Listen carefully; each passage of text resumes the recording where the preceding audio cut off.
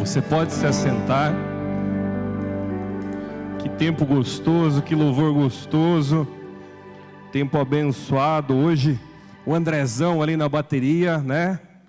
Conheço o André desde quando ele tinha 2 anos de idade. Se você for lá no YouTube, tem um vídeo dele com 2 anos explicando o que é uma lula colossal. Não é verdade? É famoso o teu vídeo. Pois é. É muito gostoso, né? Quando a gente olha para as coisas à nossa volta e a gente vê a própria história da nossa vida fazendo sentido, né?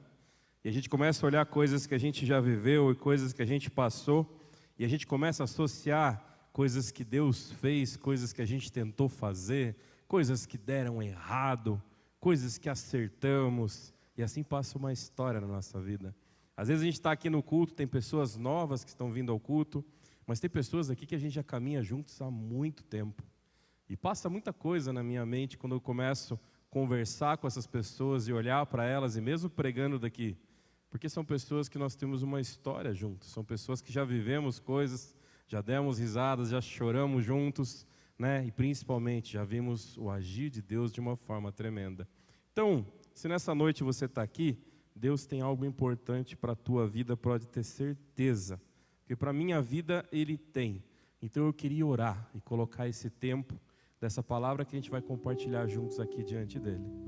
Senhor Jesus, obrigado pelos meus amigos nesse lugar, oh Pai. Obrigado por esse louvor maravilhoso que tivemos aqui antes, Senhor. Que vem, Senhor, numa sexta-feira à noite nos fortalecer e nos encher a Tua presença. Então eu te peço, traz a Tua paz que excede todo entendimento. Faz desse tempo que vamos compartilhar a Tua palavra, ó Pai, algo que Teu Espírito Santo fale ao nosso coração. Que não sejam as palavras que saiam da minha boca, ó Pai, mas Teu Espírito Santo falando a mente, o coração de cada um que está aqui, Senhor. Que possamos compartilhar, Senhor, que possamos aprender, mas principalmente que a Tua palavra nos transforme. Tenho certeza que tudo aquilo que ouvimos e lemos sobre Ti, ó Pai, o Senhor deseja primeiro agir na nossa vida, Senhor, e assim me coloco aqui diante de Ti, Senhor. Essa palavra fala muito ao meu coração, mas também sabemos, ó Pai, que a palavra ela tem que ser lançada como uma semente, Senhor. Então que nessa noite possamos semear todos juntos aqui, Senhor. É o que eu oro e Te agradeço por esse tempo, no nome de Jesus, Pai. Amém, amém e amém. Amém. Estava aqui um pouquinho antes do culto começar, estava conversando com o Borne ali, falei, como assim trocaram de lugar, né? A gente tem um hábito, quando a gente vem no culto, a gente senta no mesmo lugar, né? Você pode mudar de igreja, né? Eu já fui de outras igrejas quando eu era menor, e eu lembro que tinha aquele lugarzinho que eu sempre sentava, e quando alguém sentava no lugar onde eu sentava, você ficava assim, como assim, né? Ali é o lugar onde Deus fala comigo. Eu lembro que aqui nessa igreja, eu acho que era o ano de 2001, e essa igreja ainda estava em construção, e eu vim num congresso aqui, e eu sentei lá em cima, na galeria, não tinha banco, não tinha nada, não tinha aquela estrutura, e eu lembro que aquele dia o Senhor falou muito ao meu coração, o que Ele queria para a minha vida. Quando a gente começa a olhar e ver as marcas, os lugares onde a gente passa, muitas histórias vêm na nossa mente. E tem uma história bíblica que eu gosto demais, que fala sobre Gideão.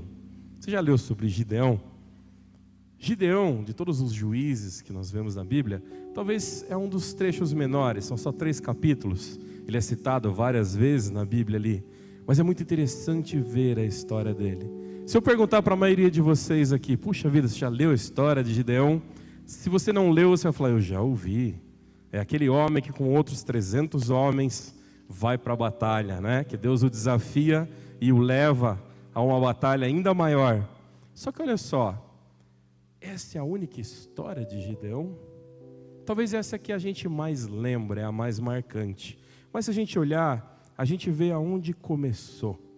A gente começa a entender assim, peraí, como é que foi? Como é que Deus começou a agir na vida de Gideão? Como é que começou o ministério dele, vamos dizer assim, né? Aonde começa essa história para que ele pudesse chegar aonde a gente conhece de tão grandioso que Deus fez? Todos nós, todos vocês que estão aqui, sabe? Deus começa nas pequenas coisas na sua vida. Deus começa em coisas simples.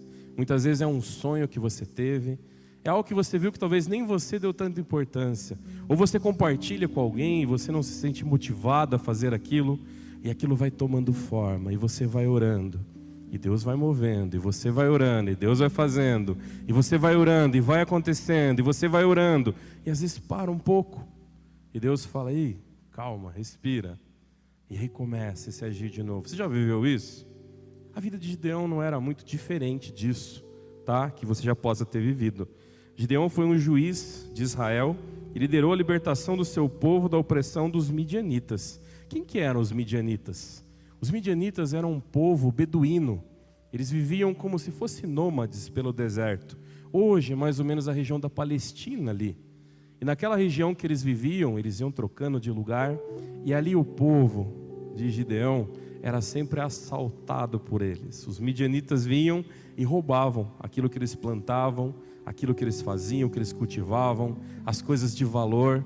Então sempre os midianitas estavam atacando eles. Se você é mais antigo aqui, você vai lembrar um jogo antigamente que chamava Age of Empires. Você já jogou no computador?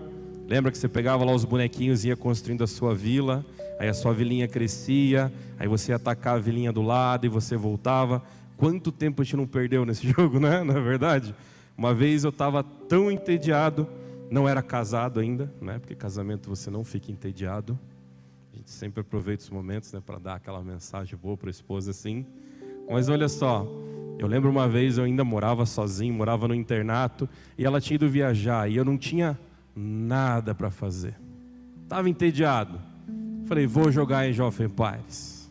Virei sexta, sábado, domingo, segunda era feriado e terminei o jogo. Você fala assim, puxa, que perda de tempo, né? Olha, para quem estava sozinho, num Curitiba fria, cheio de chuva, nos primeiros anos que eu morava aqui, foi um tempo divertidíssimo.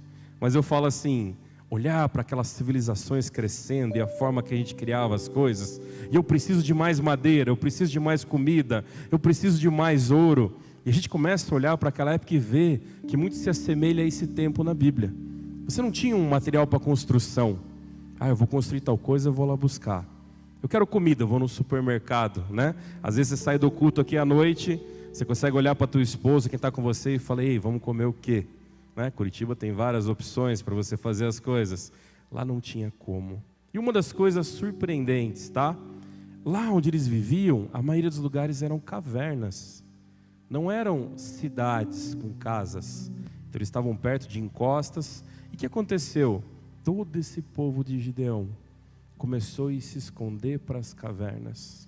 Eles começaram a olhar e falar assim, peraí, os midianitas estão vindo à noite, estão vindo roubar, precisamos nos proteger ainda mais. E começaram a se esconder nessas cavernas. E aí que eles fizeram? Falaram assim, puxa, estamos aqui dentro das cavernas, vivendo nesse lugar, precisamos o quê? Ter os nossos deuses. E um deus da moda era Baal. Você já deve ter ouvido falar, né?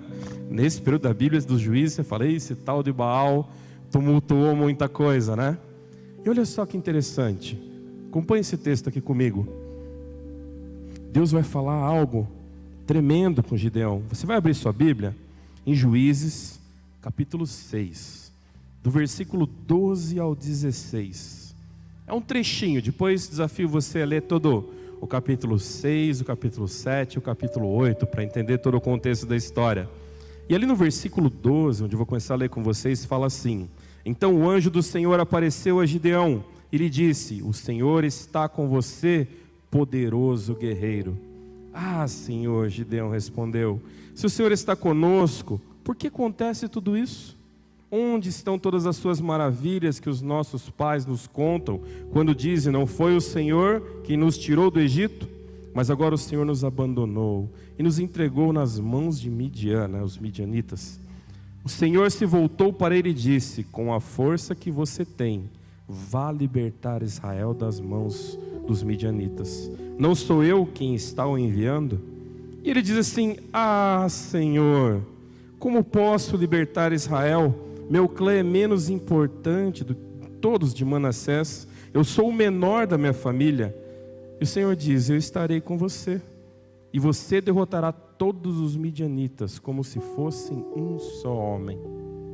A história continua e é muito legal o que vai acontecer depois. Mas a gente vê o que ali? A gente vê Gideão preocupado. Gideão se desmerecendo. A gente veio numa sequência de palavras aqui, falando sobre nossa mente, o nosso coração, como pensamos, como agimos, as coisas que fazemos. Mas nessa noite, uma palavra especial que eu queria que Deus tocasse o teu coração, e essa foi a minha oração durante a semana, é que para você entender que Deus fala com você. E Ele fala mesmo diante dos seus medos, mesmo diante das suas dificuldades. E Ele fala mesmo quando tem uma missão e você fala: Senhor, acho que não é para mim. Eu acho que isso não é para a minha vida. Olha que interessante. Gideão não se achava suficiente para fazer aquilo que Deus falou. E ele falava assim: eu sou o menor do clã, dos menores do clã. E o Senhor sempre dava uma palavra para ele forte, você viu? É você, poderoso guerreiro. Era como se o Senhor tentasse motivar ele. E ele: ah, mas veja bem, Senhor, o Senhor nos abandonou. Nossos pais falavam de um Deus que nos tirou do Egito. E agora a gente está aqui escravo, sofrendo na mão dos midianitas. Se você olha aquela história que eu falei de Gideão, que você conhece, com aqueles 300 homens vencendo uma grande batalha, você fala: ué, quem que é esse Gideão de antes aqui? Quem que é esse cara desmotivado, entristecido, com medo, dando desculpa esfarrapada? Na nossa vida, na história que a gente vive muito isso. A gente acerta e a gente erra. Tem alguém aqui que é perfeito? Não temos. E Gideão ali também não era perfeito, sabia? Mas Gideão, mesmo ali reclamando e colocando, dentre os homens daquele povo todo, ele era um dos únicos que não adorava Baal. Ele era o único que se mantinha convicto naquilo que ele cria, naquilo que ele tinha aprendido. O próprio pai dele tinha feito um altar para Baal. Olha como as coisas estavam. E aquilo incomodava Gideão. Mas aí Deus manda um anjo. E anjo significa o que na Bíblia? Mensageiro. É uma das primeiras funções dos anjos, né? Hoje você abre o YouTube, tem um monte de nome de anjo que nem tem na Bíblia, né? Tem uns formatos agora, tem uns teólogos desenhando como que os anjos são. Eu achei muito... Eu fiquei olhando e falei: que criatividade legal, né? Porque não está na Bíblia, não está escrito isso. Mas eles desenham e colocam essa forma. Mas a principal essência do anjo é o quê? É um mensageiro. É alguém que traz uma mensagem. Aquele anjo foi levar uma mensagem de Deus diretamente a Gideão. E Gideão, dentro daquilo que ele entendia como insignificância, dentro daquilo que ele entendia que ele não era capaz e suficiente, o Senhor olhou para ele e falou assim: ei, é você, cara. Eu te escolhi. É você que eu preciso. E aí, se você continua lendo o texto, é engraçado porque vai dizer o que para ele? Vá lá e destrua o altar feito a Baal. Assim continua a história ali. E ele fala: e outra, aqueles postes de ídolos, derruba tudo. E o que Gideão faz? Gideão fala assim: eu vou. Se encheu de coragem. Mas eu vou à noite, porque à noite ninguém vê, né? Um pouco mais tranquilo, você vê? Ele ainda ficou com medo. E ele falou: eu vou à noite. E aí ele vai à noite, vai lá e faz o quê? Destrói o altar de Baal. Derruba tudo aquilo que tinha naquele lugar. Chega de manhã, o pessoal vê que o altar foi destruído. O que eles falam? O texto fala que eles falaram assim: foi Gideão. Já não teve como. Não adiantou ele ir à noite, não adiantou ele tentar fazer aquilo que Deus queria de uma forma que ninguém visse. Não adiantou ele tentar dar um jeitinho. Descobriram. E aí eles vão lá com o pai dele. E chegam para o pai dele e falam assim: ei, você viu o que teu filho fez? Sabe, tipo, lógico que aqui mais ou menos Gideão devia ter por volta de uns 30 anos, se a gente analisar ali o texto, né? Mas eu imagino que é como se fosse aquele pai sério e o filho que aprontou. Talvez o filho olhando para o chão e aquela roda de anciões em volta, falando assim: você sabe o que o seu filho fez? E olha que interessante, o pai dele olha para aqueles homens e fala assim: eu não creio mais nesse Deus, porque se esse Deus fosse forte, ele tinha se protegido. Se ele não se protegeu, então que Deus é ele? Se o meu filho foi lá e derrubou esse altar e destruiu tudo isso? Quem é esse Deus que a gente está seguindo então? Olha que interessante, daquilo que Gideão foi fazer escondido. Daquela história dos 300, tem toda essa história para a gente ver, né? O que aconteceu. E aí sabe o que acontece? Eles até colocam um apelido nele e chamam ele de Jerubaal. Se você traduzir, é mais ou menos assim: o Deus que se defenda. Olha que interessante. Aonde ele passava, eles falavam assim: é aquele cara que aquele Deus não se defendeu dele. Era a marca de alguém que era o menor do clã, dos menores do clã. Era a marca de alguém que era o mais insignificante do que estava ali. Era a marca de alguém que estava com medo. Era a marca de alguém que não se sentia suficiente. E em uma noite, aquele homem se torna a marca daquele que se levantou contra algo que estava destruindo aquela humanidade, que era o que permitia que os midianitas os atacassem, que era aquilo que fazia com que eles não crescem no Deus verdadeiro que eles tinham. E a história começa a mudar. E se você parar para olhar, você fala assim: poxa vida, já teve muitas vezes que eu dei uma amarelada diante de Deus, não tem? Já teve. Não vou perguntar de vocês, mas eu teve várias vezes. Quer ver só uma coisa que eu já dei uma amarelada diante de Deus? Quando eu casei. Puxa, Deus foi muito claro para mim no meu casamento quem era a pessoa que Ele tinha para a minha vida. E eu conheci desde pequenininha, a gente se conhece desde pequeno, já contei a história para vocês. E sabe, na medida que a gente ia caminhando, Deus deu várias marcas para a gente. Deus deu vários sinais que Ele estava conosco. Mas sempre que chegava na hora do, então vamos casar. Nossa, dava um frio na barriga. No dia do casamento, quem é casado aqui? Ó, tem ali o pessoal casado ali. Por um acaso, no dia do casamento, vocês homens sentiram um frio na barriga assim? Você falou, né, tava nem aí. A gente pode até falar de boca, mas quem não chega ali na hora e dá aquela tremida na perna, não é verdade? Eu faço bastante casamento e teve alguns amigos que já fui fazer o casamento que eu tive que ficar de olho se o cara não ia tombar. O cara tava assim para mim e tava meio, sabe, tão nervoso que tava. É claro que fica nervoso. Está assumindo uma baita de uma responsabilidade. Eu olhava para essa marca que Deus queria e falava, eu não posso. E sabe, ali a gente vai ver que Gideão, nesse texto, ele fala, Senhor, eu vou lá fazer, mas eu quero um sinal. E o Senhor fala assim, ei, pega lá as tuas coisas de sacrifício lá, traz aí, coloca no altar. E Deus recebe aquela adoração dele. E aquele sinal foi muito forte para Gideão. Às vezes, a gente não está adorando a Deus. A gente quer o sinal que aquilo se concretize. E não a adoração a Ele primeiro. Gideão, primeiro, ele faz aquilo que ele precisava fazer diante de Deus.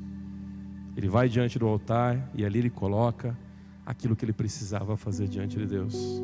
Muitas vezes, dentro do nosso medo, a gente não vai primeiro diante de Deus. E eu falo para vocês, sabe qual é o sinal que eu queria de Deus? Vocês vão dar muita risada agora.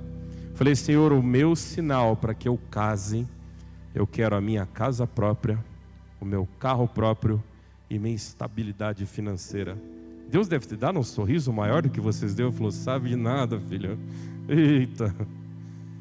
O que você está querendo? O que é? O que é? Sua casa assim? Sua coisa assim? Pega a fila, pega a senha, 11.990 e pouco. E entra na fila, querido. E para mim era uma marca muito forte. Não, Deus vai me dar uma casa, Deus vai me dar um carro, e Deus vai me dar uma estabilidade financeira. E esse, Senhor, é o sinal de que eu preciso me casar.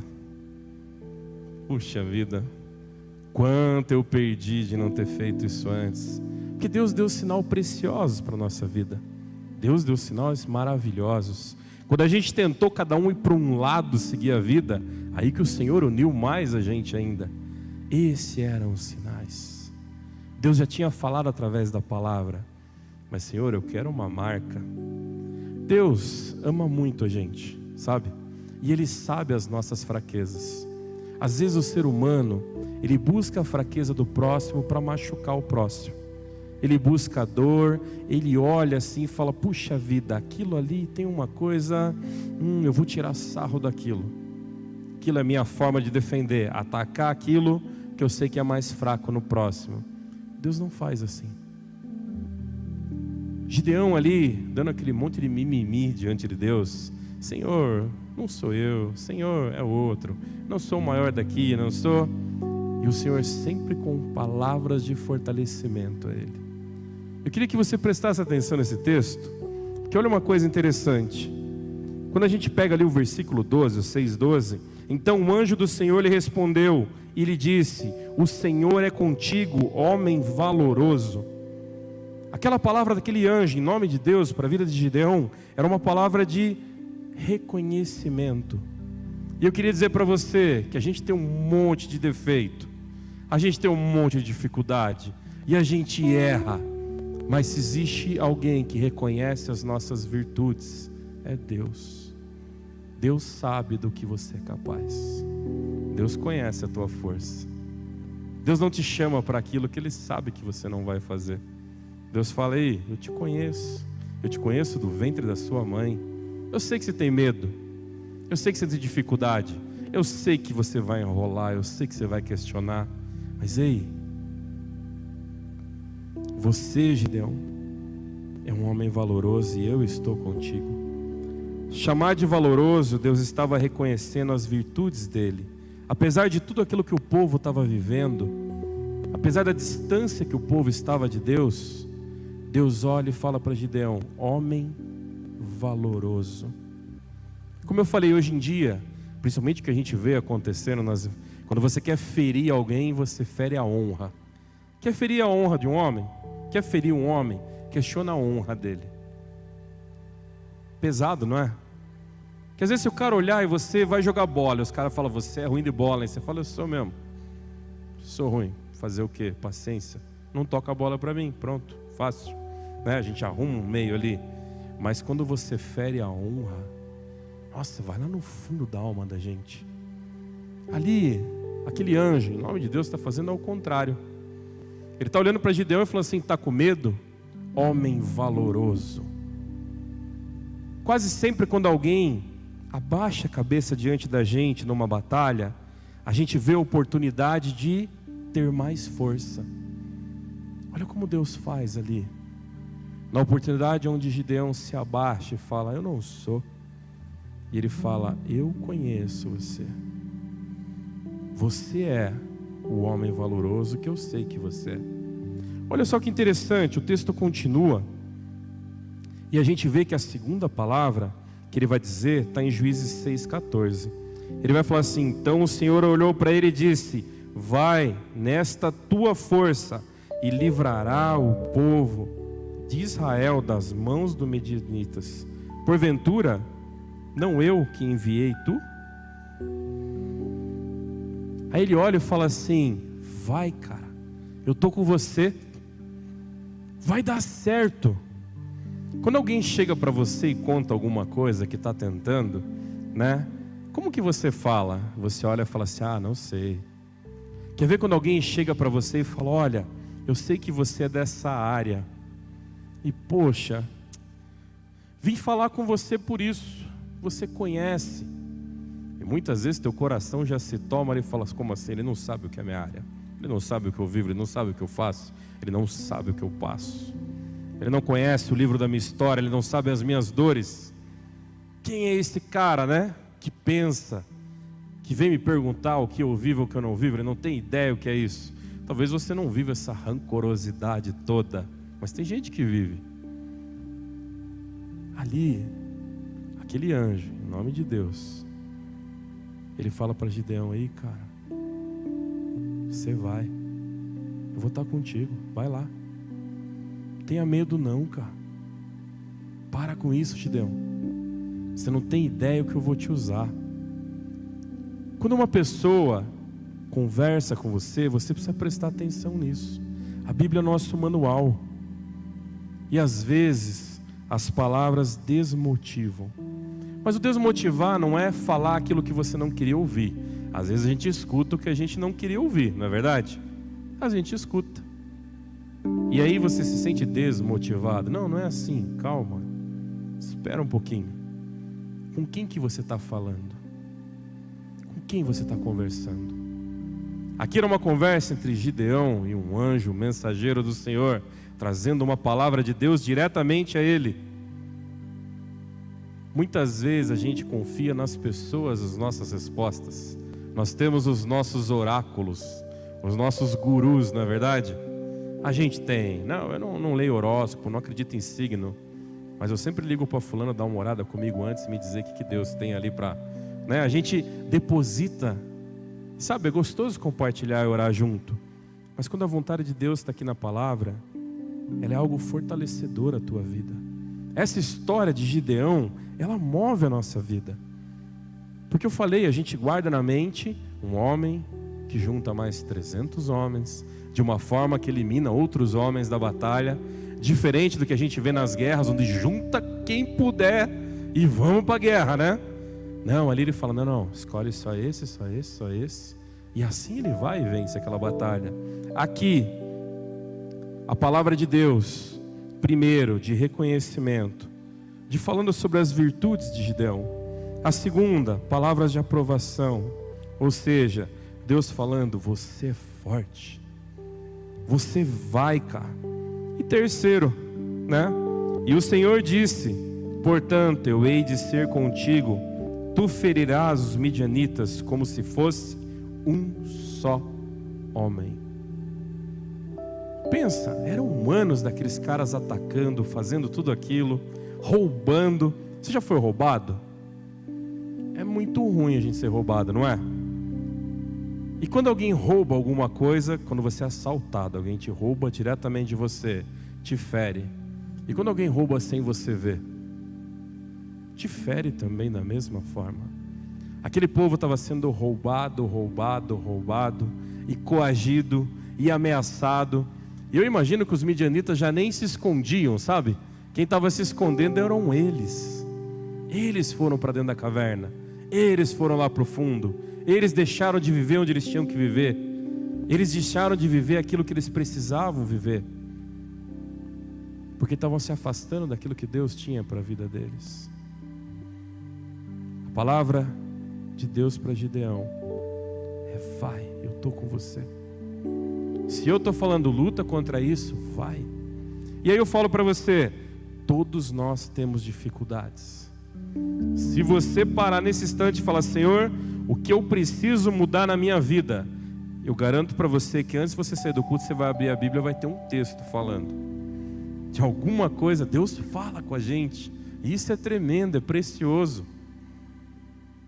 E sabe, essas palavras que Deus usa, aonde nesse texto de Juízes 6,16, Ele promete a Gideão: os midianitas você vai derrotar como se fossem um homem só. Imagina aquela quantidade de homens. Ei, você vai vencer como se fosse um cara só. Imagina você dentro do tatame. Lógico que a gente não trava guerras dentro do tatame, não é assim que funciona. Ninguém está ali para matar ninguém, por mais que às vezes alguém está assistindo o treino e acha que nós estamos ali se quebrando, mas é só um treino, tá? Mas imagina você estar ali para competir, e você vai competir contra vários de uma vez, e uma palavra vem no teu coração e fala assim: ei, vai, estou contigo, vai ser fácil, eu tenho um propósito maior contigo. Talvez uma pergunta veio no teu coração agora.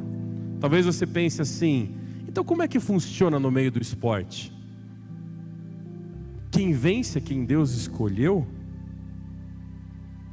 E quando você vai lá se preparar para fazer uma competição, Deus já escolheu quem vai ganhar?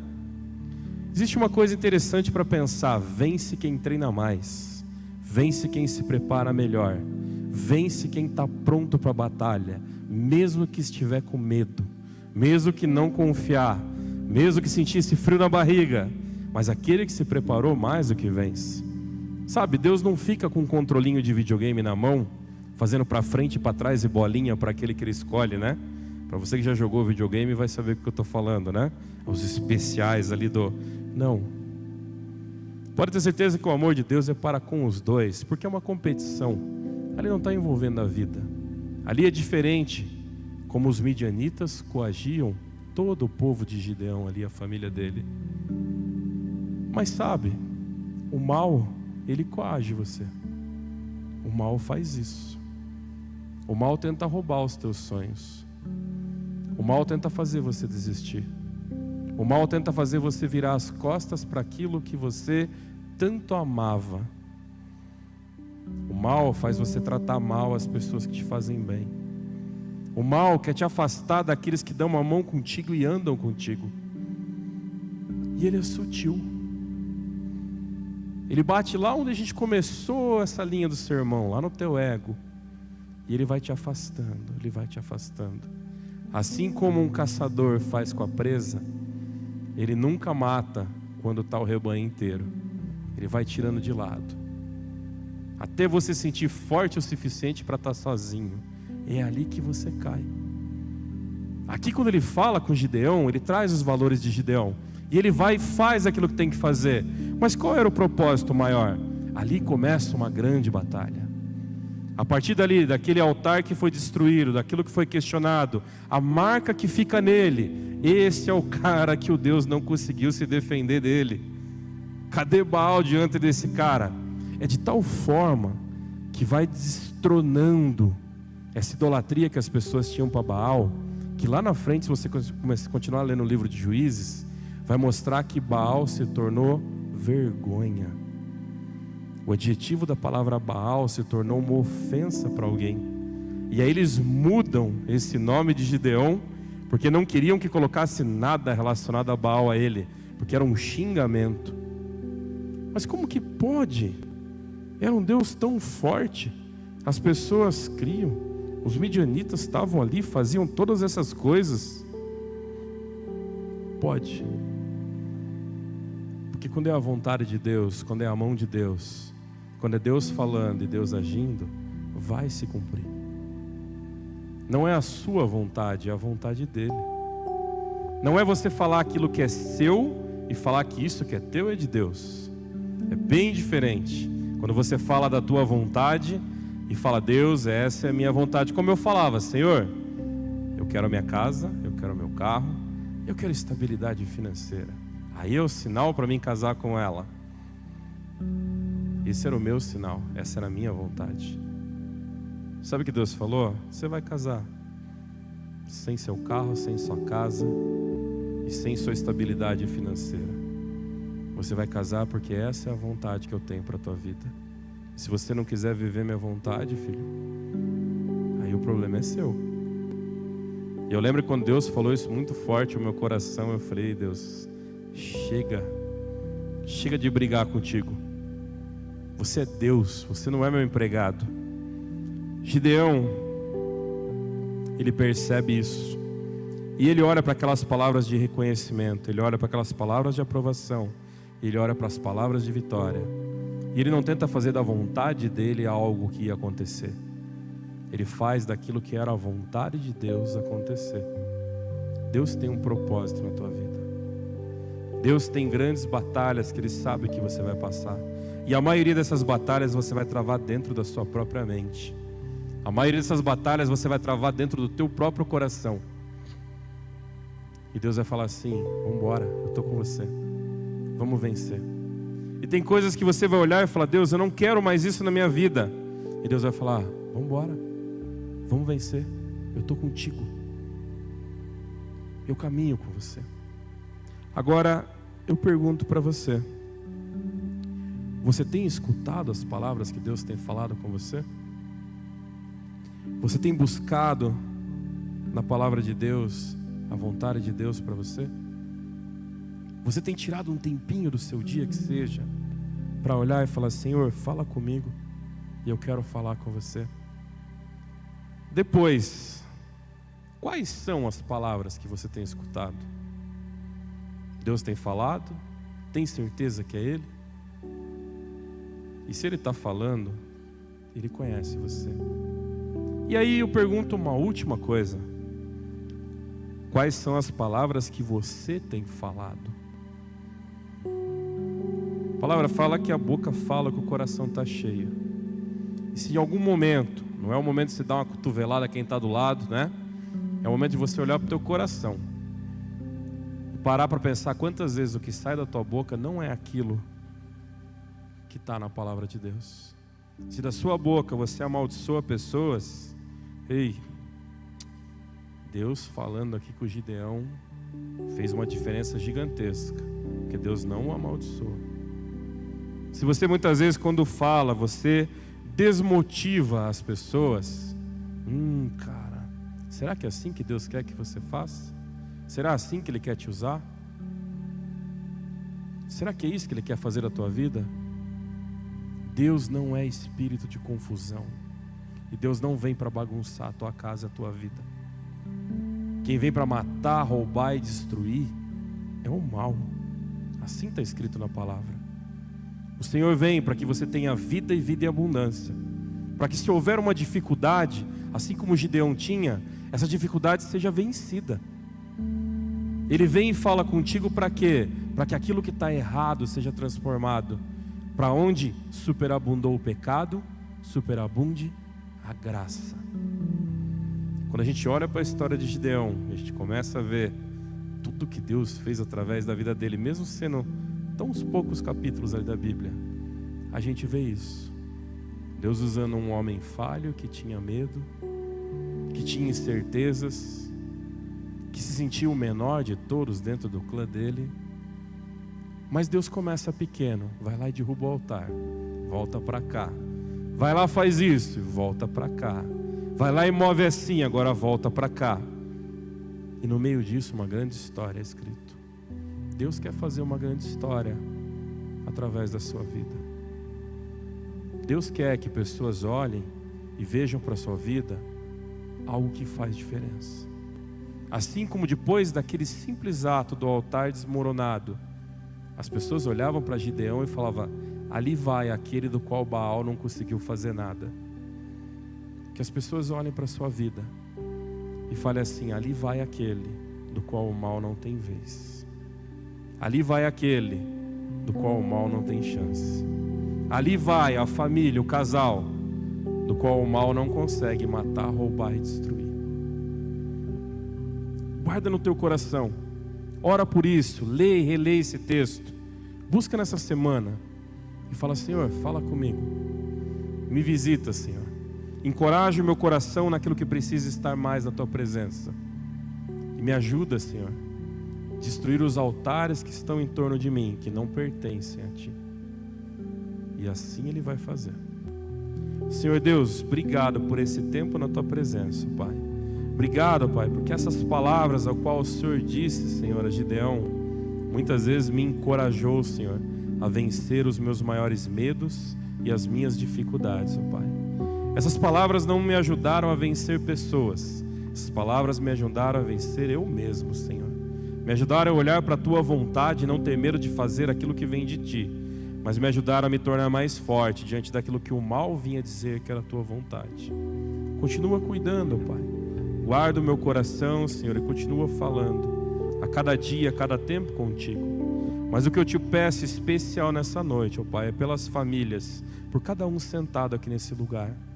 Existem pessoas aqui desmotivadas, tristes, e Senhor, que a tua palavra chegue ao coração deles e traga um renovo, um fortalecimento, mesmo sendo uma sexta-feira à noite, onde a maioria está cansado, que o Senhor revigore a alma deles, ó Pai.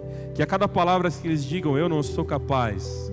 Ah, Senhor, um anjo mensageiro do Senhor traga uma palavra de motivação. Mas o principal, Pai, que possamos nos fortalecer e não apenas nos sentirmos bem. O que eu te peço é que cada um nesse lugar possa se sentir fortalecido na tua presença e possa derrubar os altares que não pertencem a ti, ó Pai. Possam levar embora aquilo que não faz diferença alguma. Possam tirar da vida aquilo que não vai ter significado algum, Senhor. E possam viver a plenitude do teu Espírito. Que possam vencer, ó Pai, o mal com o bem. E aonde eles passarem, Senhor, as pessoas possam olhar e falar: ali está aquele ao qual o mal não toca. Que assim seja, Pai, sobre a vida dos meus amigos aqui. Enche eles com a tua presença. Dá um final de semana cheio, Pai, do teu mover e da tua graça. Restaura, Pai, aquilo que precisa ser restaurado. Leva embora a dor para que o perdão seja derramado, Pai. Mas também, Senhor, traz a força para que seja revelado e pedido perdão sobre aquilo que machucou. Que assim seja o teu mover, assim como na vida de Gideão, possa ser nas nossas vidas. É o que eu oro e te agradeço, Paizinho, no nome de Jesus. Amém, amém e amém.